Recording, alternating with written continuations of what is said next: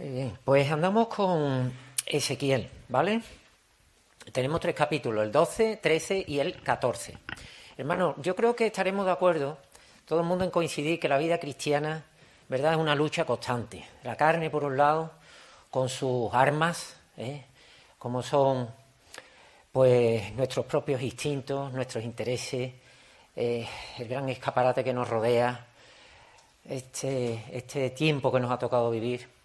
Por una parte la carne y por otra parte tenemos esta vida espiritual en Cristo Jesús, con sus armas también, con sus armas, como se nos dice en Efesios 6, ese escudo de la fe, el yelmo de la salvación y la espada del Espíritu Santo, que es la palabra de Dios. Es una batalla constante, una batalla permanente, pero esa espada del Espíritu Santo, que es la palabra, es un arma fundamental, es lo que nos sostiene, es lo que alimenta el Espíritu Santo. Y el hecho de hablar de la palabra de Dios automáticamente nos convierte en profetas, ¿no? Nos convertimos en profetas. A veces tenemos la imagen del profeta como alguien escogido especialmente por el Señor para que hable de cuestiones que están por venir. Pero recordemos que en 1 Corintios, capítulo 14, se nos dice que todo aquel, dice Pablo a la iglesia de Corinto, que todo aquel que profetiza hable del Señor para edificación, para exhortación y también para consolación. ¿Quién no ha profetizado alguna vez? ¿Quién no ha hablado de la palabra de Dios alguna vez? Por lo tanto, todos hemos sido profetas y seguramente seremos profetas en algún momento.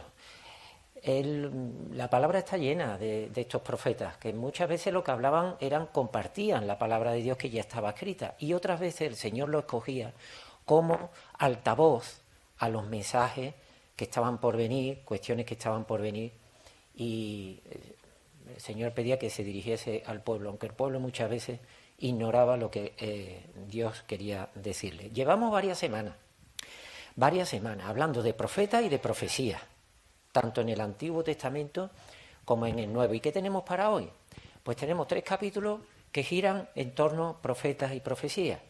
El capítulo 12 hay una cuestión curiosa de cómo el Señor le pide a Ezequiel que profetice de una determinada manera que ahora vamos a comentar. En el capítulo 13 nos encontramos con que el Señor le pide a Ezequiel que profetice ¿contra quién? Contra los falsos profetas. Contra los falsos profetas. ¿De acuerdo? Y en el último capítulo, el capítulo 14, nos dice que se presentan unos ancianos delante de Ezequiel y esos ancianos solicitan profecía. ¿Qué le responde el Señor? Ahora lo veremos. Como decía, en el capítulo 12, el Señor le pide a Ezequiel que profetice de una determinada manera. Por situar, siempre es bueno hablar del contexto, es recordarlo una vez más. Ezequiel fue deportado a Babilonia y después de 5 años de estar allí recibe palabra del Señor. Ezequiel andaba en torno a 30 años. ¿Y qué es lo que le pide? Que profetice. Pues una serie de cosas que están por llegar, porque es verdad que ya había habido un par de deportaciones a Babilonia, pero todavía, como se suele decir, lo gordo, lo grande, estaba por llegar, como era la destrucción del templo. El Señor le pide a Ezequiel que profetice, pero de una determinada forma. ¿Cómo? Con hechos. Le dice, mira, Ezequiel, cárgate de enseres y paséate de noche para que te vean y pregunten. O sea, la escena debió ser algo curioso. Ver a este hombre, a este sacerdote, cargado de enseres, pues no sé qué es lo que podría llevar, pero vamos a suponer que llevaba, pues no sé, parte de la cama o parte de utensilios de la cocina o partes de utensilios que se utilizarían en menesteres, echárselo encima y empezar a dar vueltas por allí, con la intención de que a ver si alguno de los que veía aquello por lo menos preguntaba, ¿por qué? ¿Por qué el Señor utiliza esta forma de profetizar? Pues nos lo dice aquí en la palabra, porque eran duros de oído. O sea, lo que habían recibido ya de palabra no lo habían atendido. Dice, por lo menos que lo vean. Y además porque no habían atendido a esas profecías que ya se habían hecho, por ejemplo, por parte de Isaías. Entonces, a ver si de esta manera, por lo menos el pueblo viéndolo, se molesta en preguntar qué es lo que estás haciendo. Y de esa manera decirle cuáles eran la intención del Señor con eso que estaba ocurriendo. Cuando estaba leyendo este pasaje me resultó muy curioso el profetizar con hechos, no ya solamente de palabras, sino con hechos. Y me acordaba de alguien que había también profetizado con hechos, alguien muy importante. ¿Y quién es ese alguien? Os voy a dar una pista. Ese alguien, al profetizar con hechos, vino a confirmar la profecía. Él es el pilar de nuestra esperanza. Os doy otra pista. Él vino a confirmar lo que en Isaías 25 se dice como que Él destruirá a la muerte para siempre y enjugará toda lágrima de todos los rostros. ¿A quién me refiero? Me refiero al Señor Jesucristo. Cuando murió en la cruz y fue resucitado por Dios Padre, cumplió la profecía. Pero es que además estaba profetizando con lo que estaba ocurriendo. Está profetizando lo que va a ocurrir en un futuro con todos aquellos que en Él confían. Otra forma de profetizar, con hechos. ¿Por qué utilizó el Señor esta forma de hablarle al pueblo? Pues fundamentalmente por la rebeldía del pueblo ante la palabra de Dios. Si hemos hecho los deberes, en el capítulo 13 nos hemos encontrado con que el Señor de nuevo manifiesta su queja ante aquellos falsos profetas que había entonces. Estaban engañando al pueblo. Estaban engañando al pueblo. De dos formas fundamentalmente, y nos lo dice en este capítulo 13, concretamente en el versículo 10. Estaban engañando con mensajes que eran falsos. ¿Y qué nos dice en este versículo 10? Dice, habría paz, no habiendo paz. Es decir, ellos estaban pronosticando que la paz estaba y que iba a permanecer. Sin embargo, no era así. El templo iba a ser destruido. Era falso lo que estaban diciendo. Y en el versículo 22, fijaros lo que tenemos.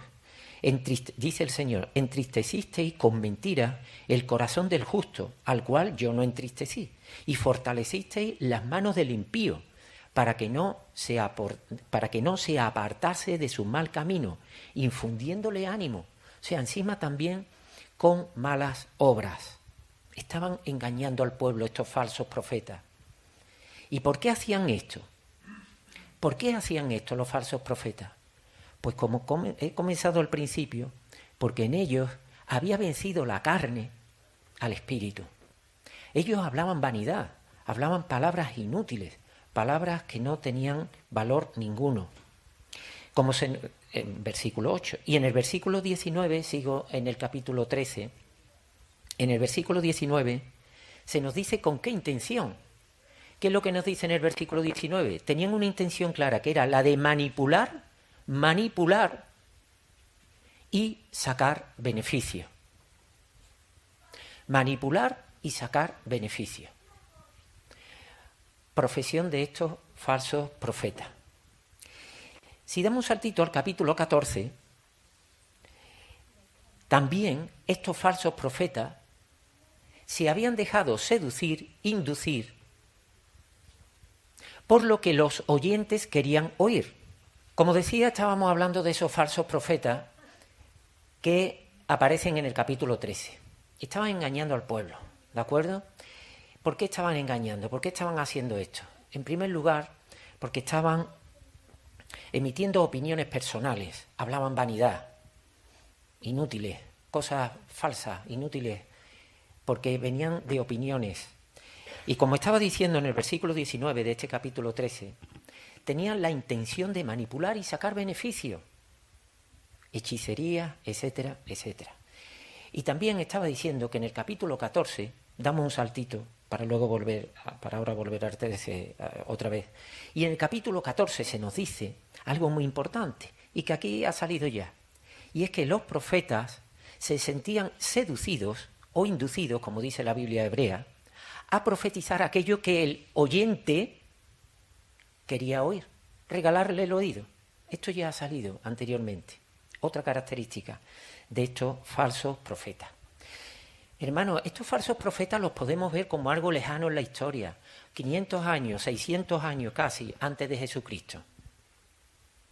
Están ahí, perdidos en la historia. Pero yo hago una pregunta. ¿No hemos podido ver alguna vez actuando como estos falsos profetas, hablando vanidad? O hablando palabra de Dios un poquito edulcorada, como que el oyente que tenemos enfrente quiere recibir eso, sin ser realmente lo que Dios está diciendo. En la carta a los Hebreos dice la palabra de Dios que esta palabra es viva y eficaz, pues dicha de esta manera ni es viva porque está muerta, ni es eficaz porque es inútil. No podemos dejarnos seducir por aquellos que tenemos enfrente y quieren oír cosas agradables. Además, el Señor advierte que las consecuencias son graves porque seré apartado del pueblo. Por todo esto, es bueno recordar un versículo que aquí tenemos en 13:23, donde el Señor afirma que librará al pueblo de la mano de estos falsos predicadores. Eso está escrito. Hermanos, yo creo que esto podría ser un buen motivo de oración, ¿verdad? El que el Señor nos libre de estos falsos predicadores, pero también vamos a tener cuidado nosotros mismos, con lo que decimos cuando abrimos y cuando comentamos la palabra del Señor. Damos un saltito al capítulo 14. Vamos allá. El capítulo 14 es tanto curioso. Resulta que vienen unos ancianos y se postran allí, se plantan delante de Ezequiel y le dicen: profetízanos, ¿qué quiere el Señor? Si vamos al capítulo 8, versículo 12, dice así la palabra de Dios. Me remito a un capítulo por el que ya hemos pasado. Y me dijo: hijo de hombre, ¿has visto las cosas? Habla el Señor. ¿Has visto las cosas que los ancianos de la casa de Israel hacen en tinieblas, cada uno en sus cámaras pintadas de imágenes? Porque dicen ellos: no nos ve Jehová. Jehová ha abandonado la tierra. Estaban practicando la idolatría con esas imágenes pintadas en sus habitaciones. Y en el versículo 18 de ese capítulo 8 dice así: pues también yo procederé con furor, no perdonará mi ojo, ni tendré misericordia, y gritarán a mis oídos con gran voz, pero yo no oiré. El Señor le dijo a Ezequiel: ante estos que tienes aquí, que están practicando esa idolatría, no hables, guarda silencio. En el capítulo 14, los versículos 7 y 8 dice así: porque cualquier hombre de la casa de Israel y de los extranjeros que moran en Israel, que se hubiere apartado de andar en pos de mí y hubiere puesto sus ídolos en su corazón y establecido delante de su rostro el tropiezo de su maldad, y viniere al profeta para preguntarle por mí, Yo, Jehová, le responderé por mí mismo, y pondré mi rostro contra aquel hombre, y le pondré por señal y por escarmiento, y lo cortaré de en medio de mi pueblo, y sabréis que yo soy Jehová. Pondrá a estos idólatras por señal y por escarmiento. A mí no me gustaría estar en esa situación. Pero ahora la pregunta es la siguiente. Se está hablando de una idolatría de estos ancianos con imágenes que tenían pintadas y tal. Una idolatría era abominación ante el Señor. Eso no lo sabemos ya. Eso lo sabemos de memoria, tema de las imágenes. Pero ¿lo podríamos hacer extensivo a cualquier tipo de idolatría? Considerándola como aquello que altera tu comunión con el Señor, que entorpece el cumplimiento de los mandamientos, que te aparta de la palabra de Dios. Podríamos hacerlo extensivo y podríamos encontrarnos con que el Señor, al igual que hacía con estos ancianos, podría guardar silencio y además servirnos como señal y escarmiento. Es un tema serio. Los versículos 13 y 14 se podrían resumir con que cada uno pagará con su propio pecado. Aquí nos habla de Noé, de Moisés, nos habla también del profeta Daniel. Por no extenderme hay más, porque el tiempo se nos va echando encima, quería transmitiros 4 mensajes, breves, cortitos. El primero de ellos, la existencia de estos falsos profetas era muy frecuente en este tiempo. Y estos falsos profetas ocasionaban que el pueblo cayese en incredulidad. Como eran tantos, ¿a quién creemos? ¿De quién echamos cuenta? ¿Qué hacemos con tantos mensajes? Pero ¿y ahora? ¿Cómo estamos ahora? ¿Hay más? ¿Hay menos? Ahí he escuchado una voz que decía más. A ver los haylos. Y ahí están. Hermanos, siempre tenemos que contrastar lo que se nos diga con la palabra de Dios, con lo que tenemos aquí. Es una obligación nuestra. Y no es raro escuchar ese evangelio de la gracia, ese evangelio de la paz, que está muy bien, pero hay algo previo, que es el evangelio del arrepentimiento. El evangelio del arrepentimiento. Y muchas veces esta parte como que no está. Dios es muy bueno, te va a perdonar, haga lo que haga. Arrepiéntete, como decía Juan el Bautista. Tengamos cuidado con estos falsos profetas, porque ponen en boca del Señor cosas que Él no ha dicho, y nos lo dice en el capítulo 13 y el versículo 7. Como esto está grabado, se le puede echar un vistazo. El Señor no ha dicho esas cosas que esos profetas estaban pregonando. Hermanos, podemos oír mensajes de personas que sean mensajes contundentes, ajustados a la palabra, pero que con el tiempo esos mensajes, incluso la misma persona los ha podido ir cambiando por circunstancias personales. Hablamos, por ejemplo, del valor de la familia y del matrimonio como cimiento fundamental para una familia fuerte. Pero ahora, como estoy atravesando un mal momento, dícese separación, dícese divorcio, cuando vuelvo a hablar del tema, como que ya no soy tan contundente. El Señor nos habla claramente de las relaciones, relaciones naturales, hombre y mujer. Hoy día sabemos cómo está el temita.